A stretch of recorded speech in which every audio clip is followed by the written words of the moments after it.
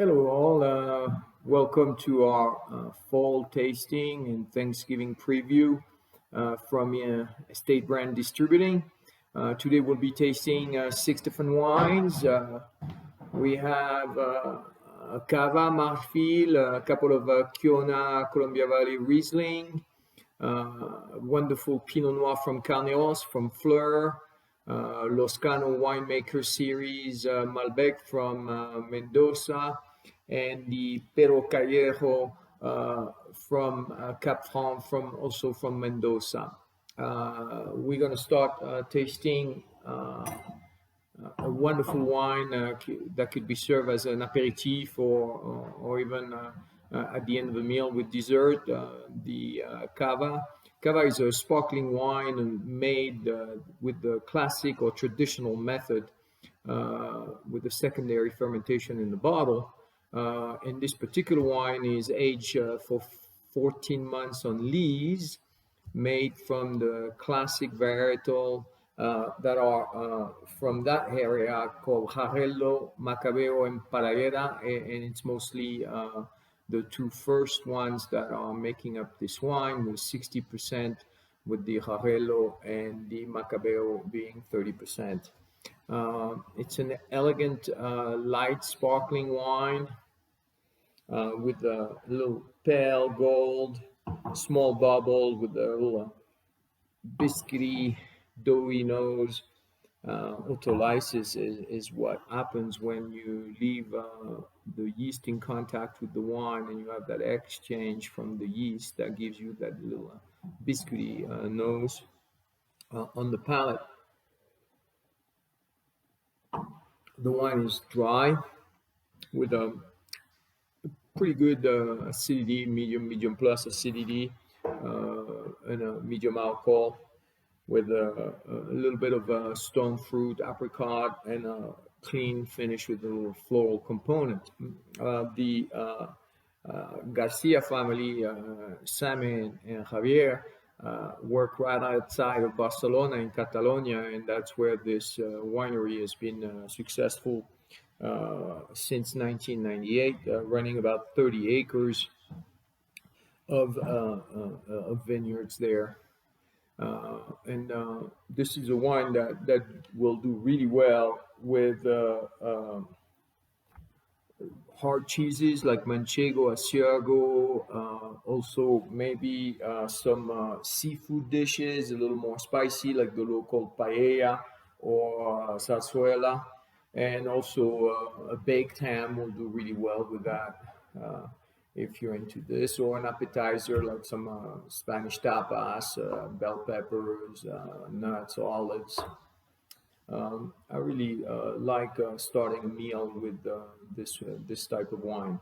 Our second wine comes from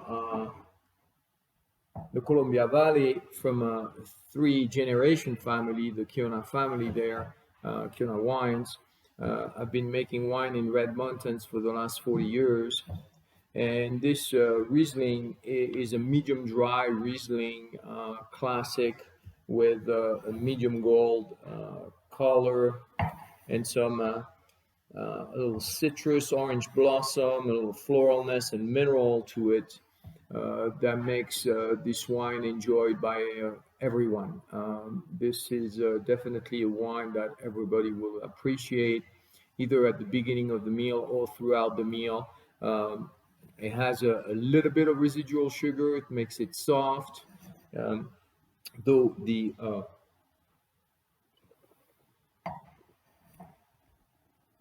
it's a medium dry wine because the acidity is quite rich there, medium plus acidity, and still those orange peel and floralness that finishes the wine. Excellent wine that to go along with the classic preparation for Thanksgiving, like a turkey and baked hams, Duck and goose also could be an option for this wine, as well as if you want to go a little more spicy. If you like Cajun style cuisine, crawfish etouffee or jambalaya, you will be able to have a wonderful time, as well as a little bit of Chinese cuisine, Sichuan, or even Tex-Mex. I think this Riesling from from Columbia Valley, will be a great addition to your event.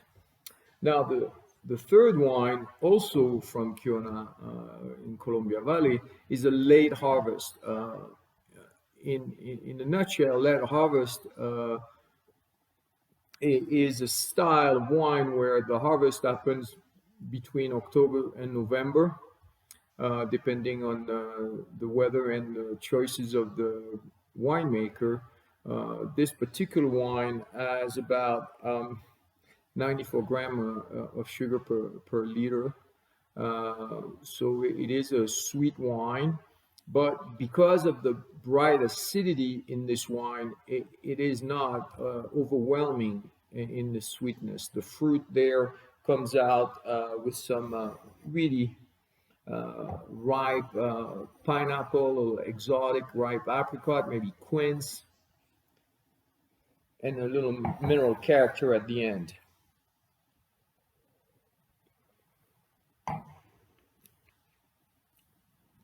It's delicious. Um, yeah, and the wine is sweet with a high acidity, so that makes it really a clean finish with an exotic pineapple, ripe apricot at the end. And this wine will do really well with rich food like foie gras. If you like goose liver, maybe Dungeness crab, that could be also an option. And of course, all the desserts and fruit pies that you can have for Thanksgiving. Highly recommend this wine. I'm not in general a guy that likes wine that are on the sweet side, but this wine with this high acidity has a lot of potential to satisfy a lot of the drinkers that you have at your house. Now, on the red side, we'll start with the the grape for satisfying everyone at the table, Pinot Noir, originally from Burgundy. Pinot Noir has found a niche in the southern end of Napa and Sonoma in the Carneros American viticultural area, which feeds off the San Pablo Bay with those cool fogs coming in to protect the grapes from the heavy sun and make some beautiful Pinot Noir that have a balance of fruit and acidity with a little bit of tannin.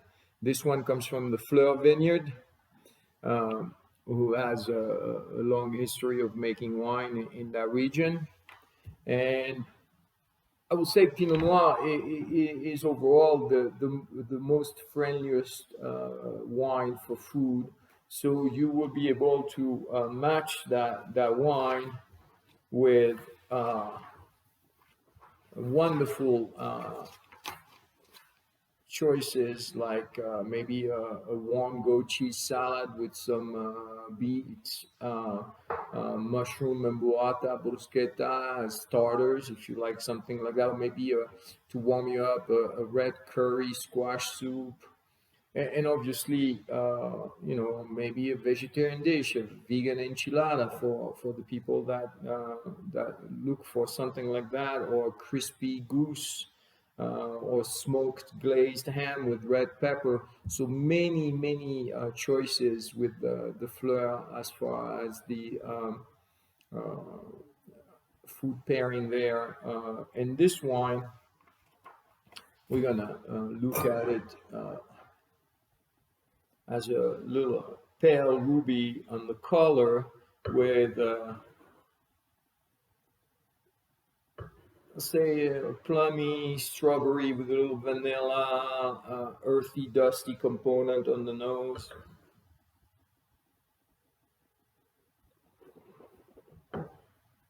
The wine is dry with a low plus tannin, medium alcohol, a little bit of that spicy coconut, oak vanilla showing up with the dried out cherry and a little bit of that strawberry feel as well. Um, Very pleasant. That could be a wine that could work really well with your traditional turkey as well, with the stuffing, and maybe do a cranberry relish with that Pinot Noir. That could be also a good option to serve your guest with that. Um, let's remind ourselves that Pinot Noir is a cool climate grade, so that's why you don't get a deep color. But nevertheless, the color is part of the appeal. Usually, Pinot Noir tend to be a little pale in color, a true Pinot Noir. Now, our next wine is from Argentina, Mendoza, um, to be precise, Luan de Cuyo, which is the heart of the Mendoza region. High altitude, grape growing, cooler climate, but with a lot of sun and a lot of water access since the Andes are right there. So Malbec has thrived in this area over the years. Obviously, Malbec, a grape from southwest of France, famous in the Cahors region. In this particular winery, Loscano has been extremely successful, providing us with some beautiful Malbec that has a deep character with a really deep ruby, a little purple on the outside, and we have yeah, there is a dark fruit, raspberry, blackcurrant, but also like a kind of an earthy, gamey nose, uh, and some of that spicy oakiness to it with a vanilla finish. Uh,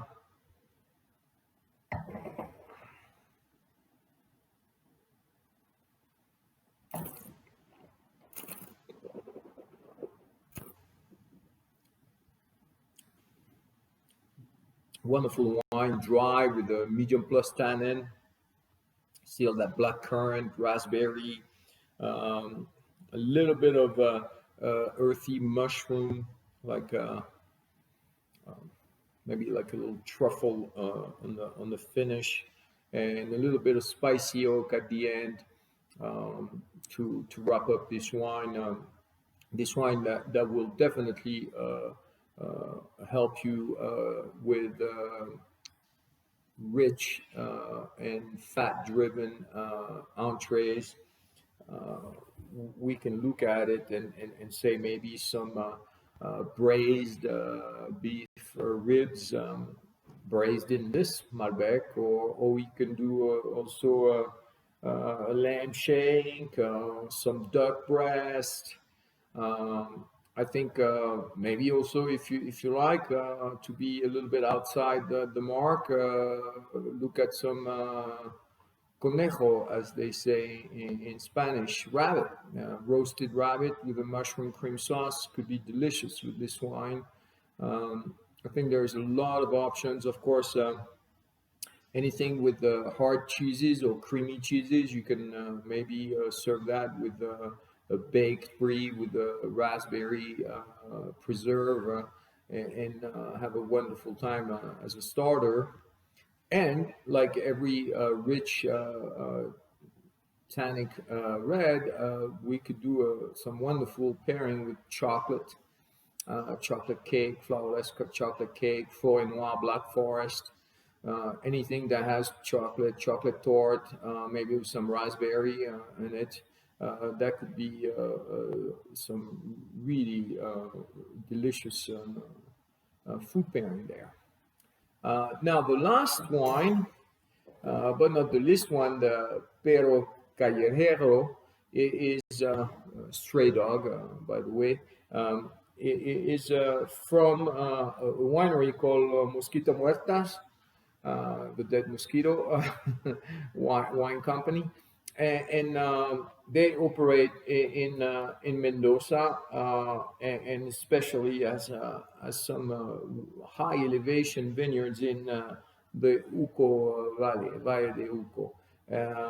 And Capfranc is a grape that is the mother, or could be the father, who knows, but one of the parents of Cabernet Sauvignon, the other one being Sauvignon Blanc, which is also a mutation Sauvignon Blanc of Savagnin. So Capfranc, usually by itself, we find it in the Loire Valley, where some of my favorite wines come from, like Saumur Champigny. Um, and in that rendition, with the this wine coming from Mendoza, especially Uco Valley, with a high altitude and a cooler climate and high exposure to sun, this wine has a lot to offer. It is a deep ruby with a little purple on the outside, on the nose. I found that there is some of those dark cherries, blackberries, and also black olive, and a little bit of licorice, herbal, green pepper component with the finish on the oak, and a fairly good amount of alcohol on the nose.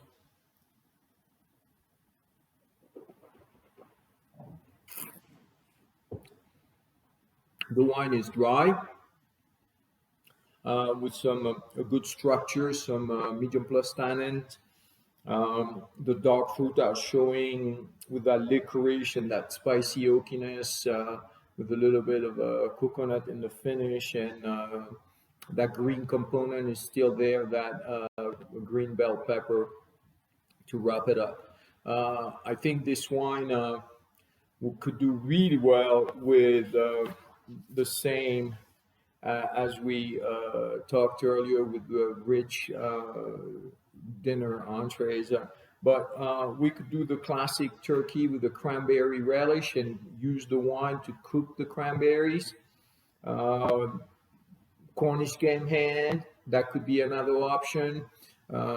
There's a bird called the capon, which is uh, basically a fat cat.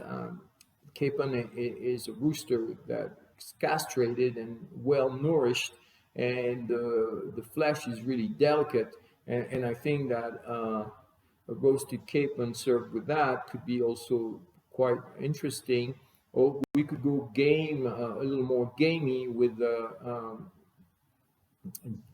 guinea fowl, type of bird native to Western Africa, that basically has a darker meat, and could be served with this cab.